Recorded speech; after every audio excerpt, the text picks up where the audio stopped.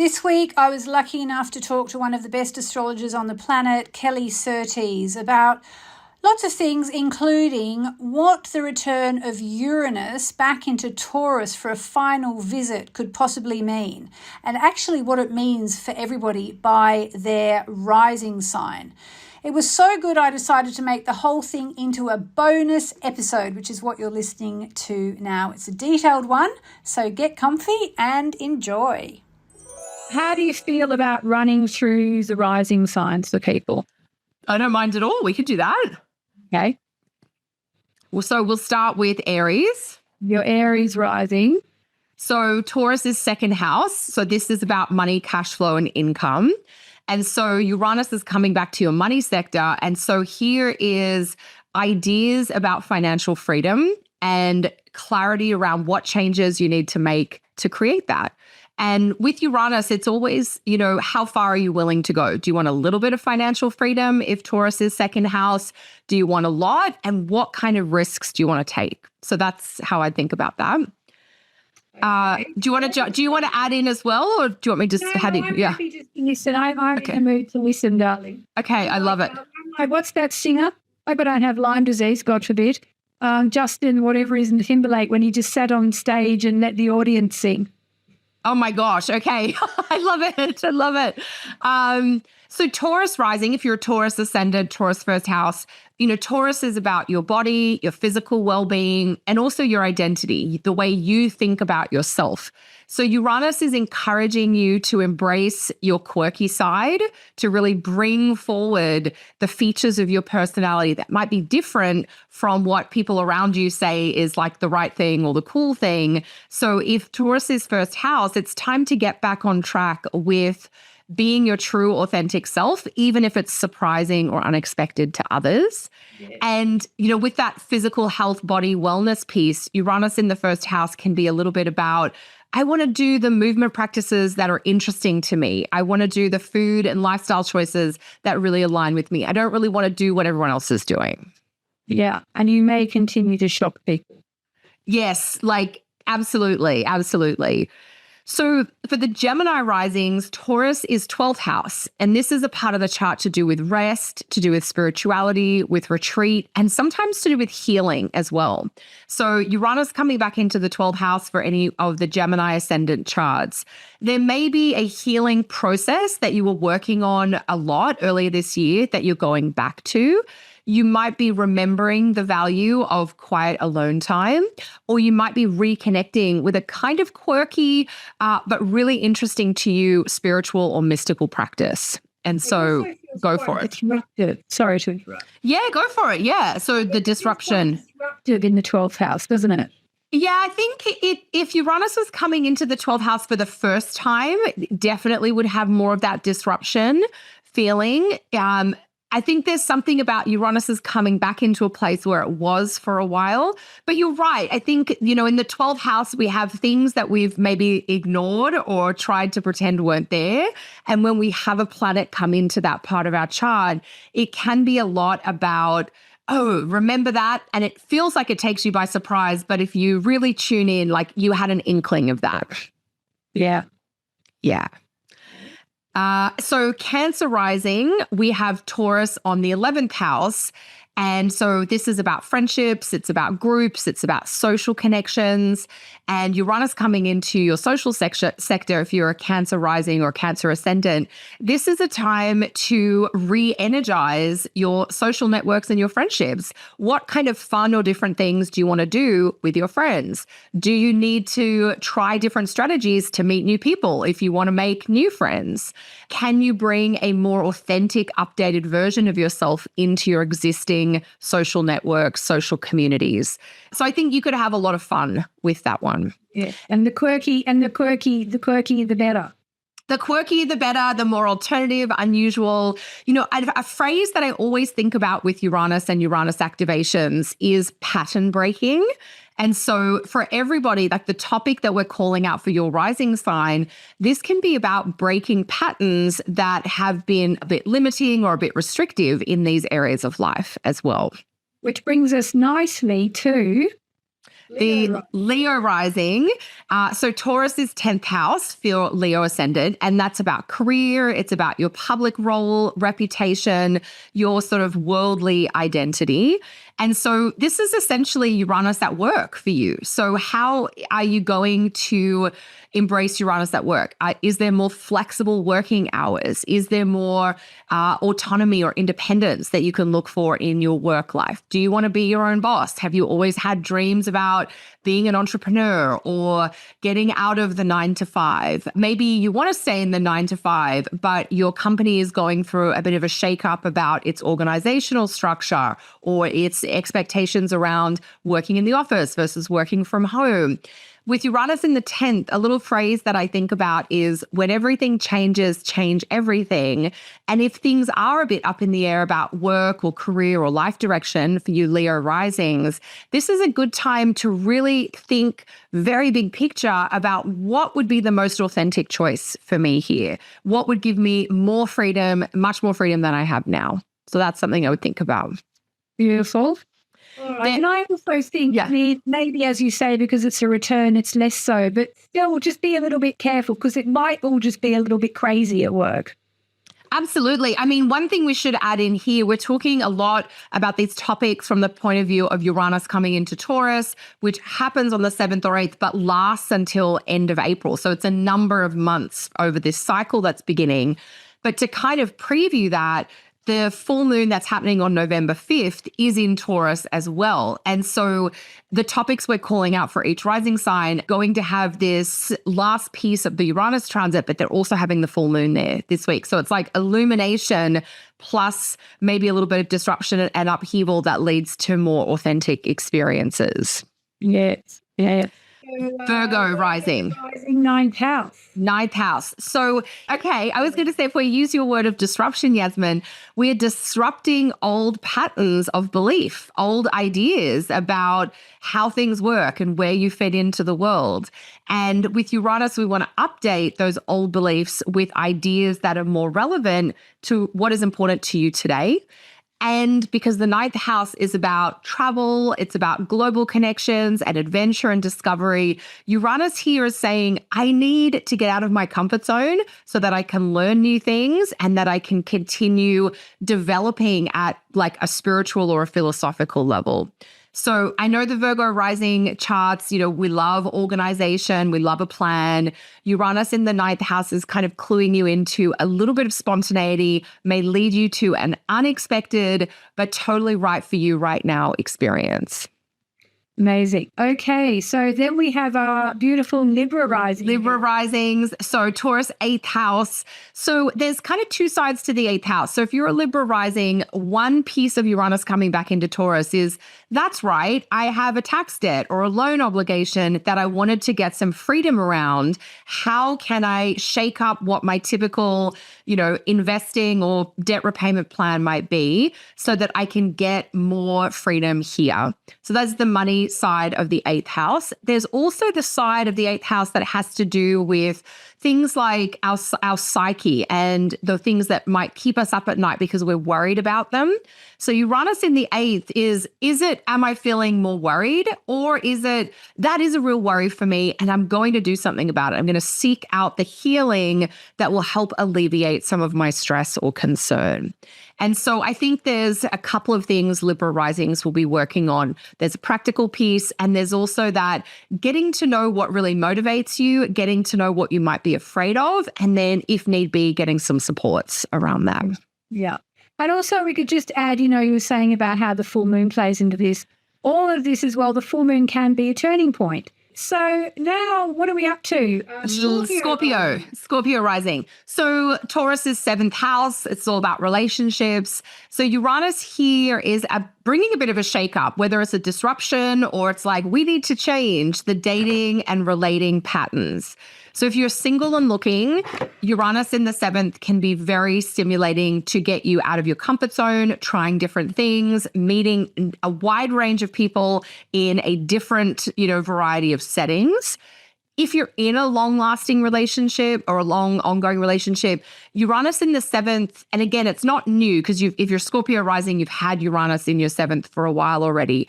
But this is saying, I want to keep maybe pushing the envelope. I want to keep trying different things. I don't want to be doing the same old date night at the same old restaurant, doing the same old things. We want to go to new places. We want to try things that are a little outside the comfort zone for each of us. You know, one of the things that I learned, I have a background in therapy, like romance is really supported by novelty. And this is a great concept to keep in mind for Uranus transits. What can we do that's new or different or unfamiliar for us? Because that creates spark and magnetism and attraction. And it's not always going to be smooth, but it's the excitement and the discovery of things being different that helps with bonding. And so I think that's one of the great gifts of Uranus in the 7th. And what about a Scorpio rising person who's listening to this go, oh my God, my love life's been mad for 7 years. What can you say to that person? Yeah, I mean, we could say, yeah, that's one type of the Scorpio rising experience with this for sure. I would ask them if they have been learning about how to be more of their true self. You know, Scorpio rising is very good at keeping secrets. And so there's something here around, are you learning new ways to share some of your mysterious nature with people? Are you learning better ways to kind of ditch the duds quickly? You know, people that might come into your life where there's a little bit of attraction, but then you think that's not going to have staying power. And if you're, you know, a Scorpio rising who's thinking, I just want to be done with this Uranus transit, end of April 2026, and then your relationships will maybe get into more of that classic Taurus groove of, you know, regular rituals, if you like. And you'll be saying, oh, my life's so boring now. Correct. Yes. All right. What about those lovely Sagittarius rising people, 6th house? So Sag rising, Taurus 6th house. So with Uranus coming back here, there is a sense of, I mean, Sag rising has, you know, gets bored very easily to start with. And 6th house is about a lot of those regular daily and weekly routines. So Uranus here is like, oh yeah, I remembered that I was bored with this and I wanted to change it and I haven't changed it yet. So we're looking for more excitement, more variety, and probably more flexibility with daily and work, you know, routines. So maybe wanting to work on more interesting projects in your job, maybe wanting to shake up whatever you're doing for health and fitness. We want a little bit more variety rather than, you know, consistency. Right. Amazing. Okay, now Kelly's a traditional astrologer, so far she hasn't mentioned sex, but I think we might be about to hear about a bit of sex for Capricorn rising people. Capricorn rising, yeah, because in traditional astrology, sex, into physical intimacy is all part of the 5th house. So if you're a Capricorn rising, Taurus is 5th house, Uranus is coming here, or coming back here, I should say, after being here for a little while. So Uranus brings an experimental attitude. And so in the 5th house, which is like, it is about sex, but it's more broadly about pleasure and enjoyment and leisure and relaxation. And so Uranus in the 5th house for Cap risings can be about what new things am I trying that I might discover that I enjoy? So it's that experimental attitude, whether it's in the physical intimacy, sexual intimacy space, whether it is, I never knew I liked this cuisine, or I never knew I would enjoy this hobby or that creative outlet. Maybe if you've got kids, you know, 5th house is also about children, and obviously sex and children, you know, there's a relationship there. So if you've got kids, if you're parenting kids or grandkids, Uranus in the 5th is like, let's try different things. Let's encourage the kids to do different activities. We also want to keep that idea of freedom and flexibility in the mix here. So if routines with like fun and leisure or with children and parenting have become restrictive or have become a little boring and mundane, this is where maybe we're shaking them up or we're spicing things up as well. Amazing. All right. So Aquarius rising people, 4th house, home and family. 4th house, home and family. So here we are thinking about how to update our home to make it more like technology friendly. So are there improvements where electrical things or other technical elements of your home might need to be upgraded? Are there components of your home that feel like boring or they're just uninteresting? And Uranus in the 4th is like, let's refresh and reset. Now, at a larger piece, because remembering that Uranus has been here since about 2018, I think 2018 or so, you might have already done a big renovation or a major repair or maintenance project. Maybe there's some finishing touches that just need to be completed. Like you've changed all the windows in your home, but you need to get the curtains or the blinds kind of thing. The other piece about the fourth house is it does tie to your family relationships. And Uranus is often, remember we said pattern breaking. So here we're thinking about what patterns do we want to break with our family. This can be your family of origin, so parents and siblings, people who grew up in the same home as you, or it can be the family you've created. If there's a current partner and children that you're raising, we want to think about, I don't want to be as tied to family responsibilities. How can we change the family rhythms so there's a bit more flexibility for everybody? And if you've been playing a role in your family that you think, I don't want to be this person in the family anymore, Uranus is helping you free up from that for sure. Amazing. And last but not least, drum roll, please, for Pisces rising people. Pisces rising. So Taurus third house. So third house has to do with siblings specifically, but it's also a house about communication. In traditional astrology, it's the house of the goddess. So there is a kind of divinatory, daily, weekly ritual practice kind of energy to the third house. So Uranus here is asking you to think about expressing your thoughts and ideas in more authentic ways. So how can I say what I truly think? Pisces risings, they can be, there's a softness to that. And so Uranus in the third can sometimes say, why don't we just express our ideas even if they're wild? I'm going to speak up instead of hold back. Uranus in the third can be shaking up sibling dynamics so that the sibling relationships are being reset or updated to reflect everybody's current age and stage of life, not the roles that, were relevant when you were kids. And because of that goddess third house link, Uranus in coming back into Taurus third house for Pisces rising, this might encourage you to reactivate a regular ritual practice to do with any kind of spiritual devotion, whether it's like a moon practice, which I know you're very big on, Yasmin, whether it's something simple like pulling a card in the morning, whatever regular ritual practice you want to do, Uranus coming back into your third can help with that. Amazing. Thank you, Kelly. My pleasure. I love that. Push the button and off she goes. Thank you. That was a real treat for me.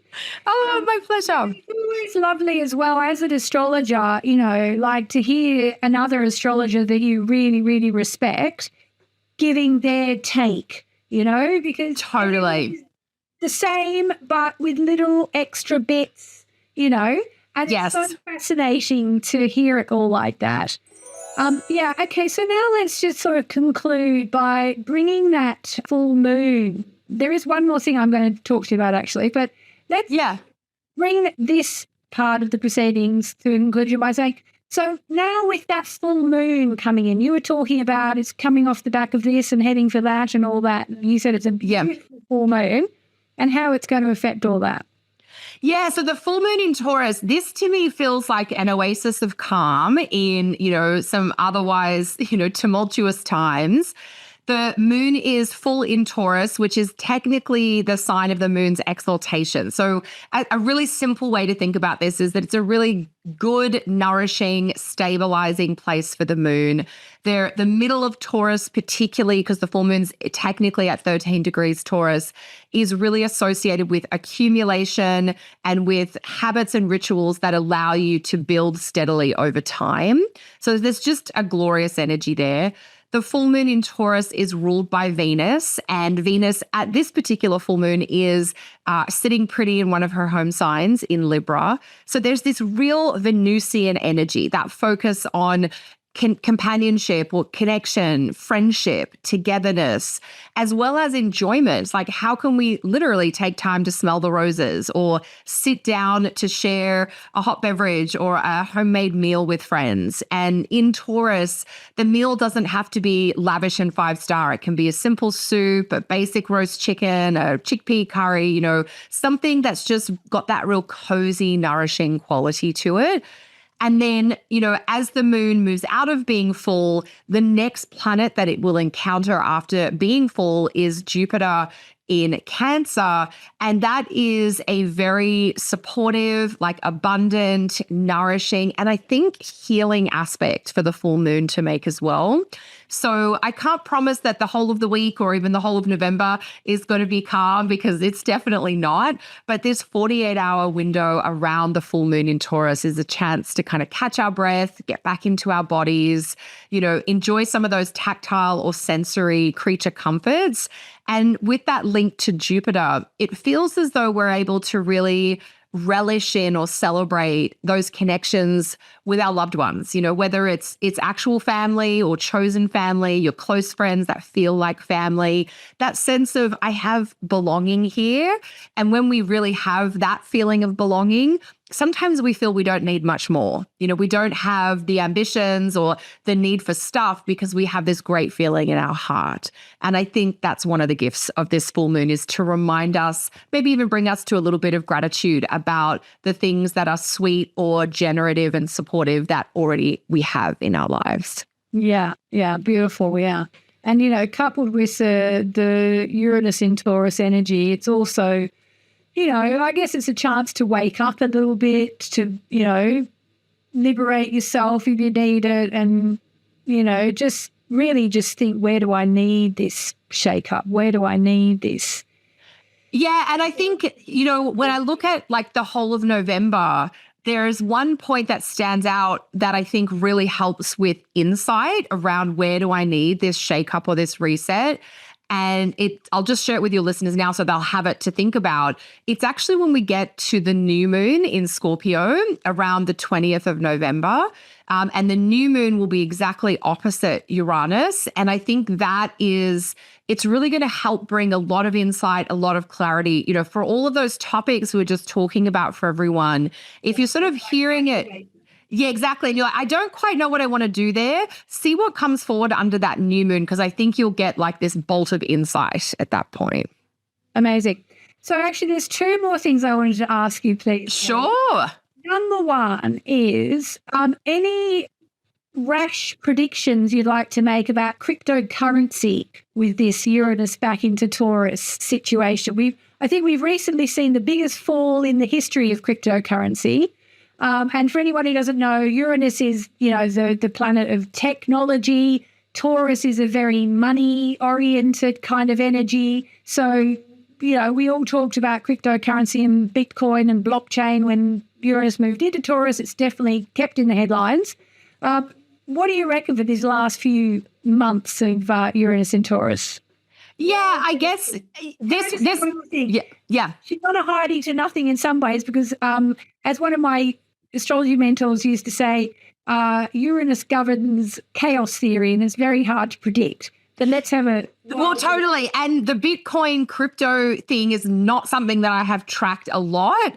But I do understand that it has been a little bit tied to Uranus in Taurus. And so with Uranus not being in Taurus for a while and those things kind of crashing or losing some value, I guess people might be speculating that there'll be a further increase.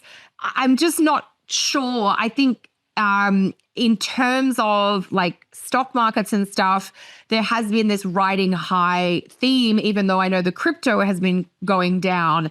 And the day before Uranus goes into Taurus, Venus will change signs. She'll come into Scorpio. I think that's going to take the edge off some of the like overpriced, overvalued things going on in the stock market. So I think with the disclaimer that I haven't tracked a lot of the crypto highs and lows, I think it's probably expecting that Uranus and Taurus might be helpful for it. But I mean, that one's a little bit further out of my wheelhouse because I haven't spent a lot of time. What are you thinking for that, Yasmin? It sounds like you have kept an eye on it. I mean, I've slightly kept an eye on it, and I've bought a bit of crypto along over the years just because of the whole Uranus in Taurus thing. I mean, I'm expecting probably more chaos on the crypto side. And I would say that we've said Uranus stays in Taurus until April, you said, is that right? Yeah, end of April, I think. Yeah. And I would say, if there are any further big crashes between, say, now and January, I will probably go onto my little app and buy a bit more. Right. I think, okay, there's still a bit more volatility to come before Uranus leaves Taurus. Got it. Is it going to be all good or all bad? Obviously, probably not. And I think an interesting thing as well is, what happens once Uranus leaves Taurus and moves into Gemini? I mean, the obvious thing is AI. And, maybe the smart money is going to come out of crypto and go into AI. Maybe we should just all be buying shares in, whatever. I mean, that's what's happening on the markets right now is the money is flooding into the chip makers and the companies that are running businesses now that have the potential to rapidly accelerate what they're doing by using AI. But it's very frothy. It's very, it reminds me of the tech bubble in the late 1990s where money flooded into the market thinking, all of these tech companies were going to be great. And some of them did, and many of them kind of deflated. So I think, to your point, I think your sentence where you're like continued volatility, I think that's the best thing. Because the other piece is that Saturn-Neptune, which, there is a sense of this illusory piece, and that's hanging around for a bit longer. Yes. Bit of smokes and mirrors. I guess it comes down to that thing, do not risk more than you can afford to lose. Exactly. Yes. Yeah. Yes. I'm thinking, if I had to sum it up, I asked you without having really even thought about it myself particularly. I've just sort of had it in the back of my mind, okay, so Uranus is going to make one last foray back into Taurus. It's going to mean more ups and downs for crypto. I might buy a little bit more if it hits rock bottom, or fair, because I think it will probably rebound if it has enough time. And then I just think, I wonder if we're just going to stop thinking about it so much and move into just thinking about AI and chips and all that sort of stuff. I mean, it's fascinating. I mean, obviously the last time we had Uranus in Taurus and Gemini, there was no such thing as cryptocurrency or indeed AI. So it's not like we can even particularly look to the history and say, well, 89 years ago or 83 years ago, you're right. We didn't have, there were barely computer prototypes back then. But, with Uranus in Taurus, the last time around, we saw a lot of development around food manufacturing and food processing. So like when I think about Uranus coming back into Taurus, I really think, what are these last fast-paced developments around food processing, food technologies, food manufacturer? And what I'm food standards, even like World War II. Yeah, World War II and the way food was produced to provide food that was shelf life to go to the soldiers fighting wars, that the wars were tragic, and those innovations continued to influence what has become fast food today. And so, the backlash that's come out against some of those types of foods. So I'm really interested in those pieces with Uranus coming back into Taurus as well. So many things. Maybe air fryers are the big discovery of Uranus in Taurus. Maybe. Every person in the world now has an air fryer, or practically. Even I've got one. Yeah, I have to confess I do too. And also the other thing is just on the food thing, we've all rejected a lot of that stuff, haven't we? Like spray on cheese and Absolutely. And, all the questions about what's safe and what's not safe in food manufacturing and production, and what people thought is safe and then, they realize isn't, and, the swings and roundabouts of things going in and out of fad with that, and I think. About food, actually, of course, Taurus food. Yeah. Focused on blockchain and Bitcoin. Which is totally fair. There's something about like blockchain, which seems very Gemini, just the name of it, like the chains of things seems very Gemini to me. On the currency money piece, I think this has a lot to do with Uranus-Pluto aspects. And I'm thinking back to the 60s when we had Uranus and Pluto together in Virgo, and that was really the advent of the modern credit card system. And so to the extent that things like crypto type products might change the way people are spending with credit cards, because we do have a Uranus-Pluto trine aspect coming up in 2026. So whether there's some innovations in the finance space from that level, that's what I've had in the back of my mind.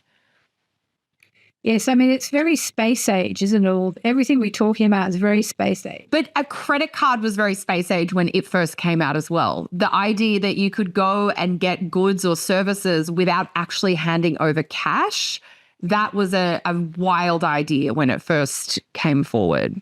I mean, really chips in your palm, we're all mad of. Well, think about now, like you can have your credit card on your phone, even my parents were visiting with us recently, and I was I felt like I'm such a slow adopter with technology.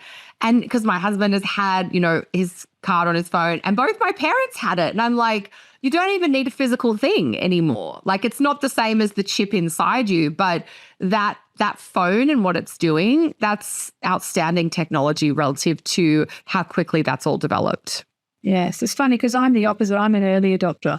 Yes, yeah, I love it. Well, yes, I'm just slow. I'm stuck in the stars from 2,000 years ago. Yeah, no, it's all good, darling. You're just an old soul. So we've talked about all the astrology of the rest of this year, but I believe you are about to offer people something for all of next year as well. Tell us about that. Yes.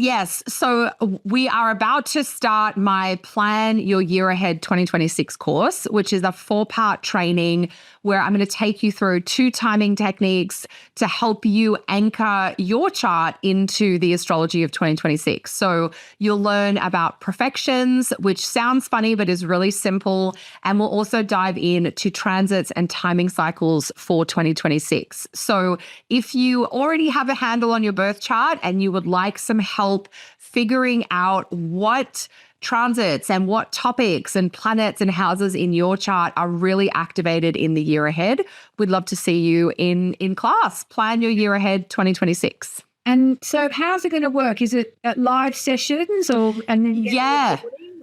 Absolutely, yes. There'll be 4 live sessions, Mondays in November, starting November 10th. Everything's recorded, so if you can't make the live session or maybe you're listening to this after, you can absolutely grab all the material. Each student gets access to the course platform online.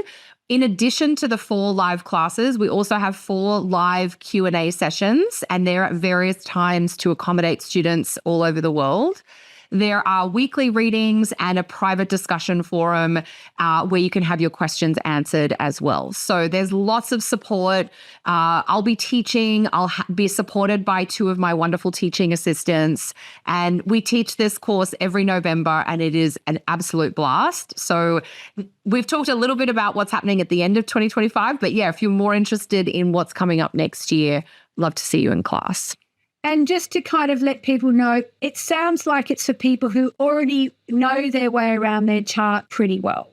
Yeah, you would want to already be comfortable with understanding like aspects in your birth chart. You would want to know about your houses and your planets already. We usually say because it's timing in astrology, so we are getting into that predictive astrology space, it's best for intermediate students. If you're not sure and you want to find out, you can just send a query through my website and we can get you pointed in the best direction for your level.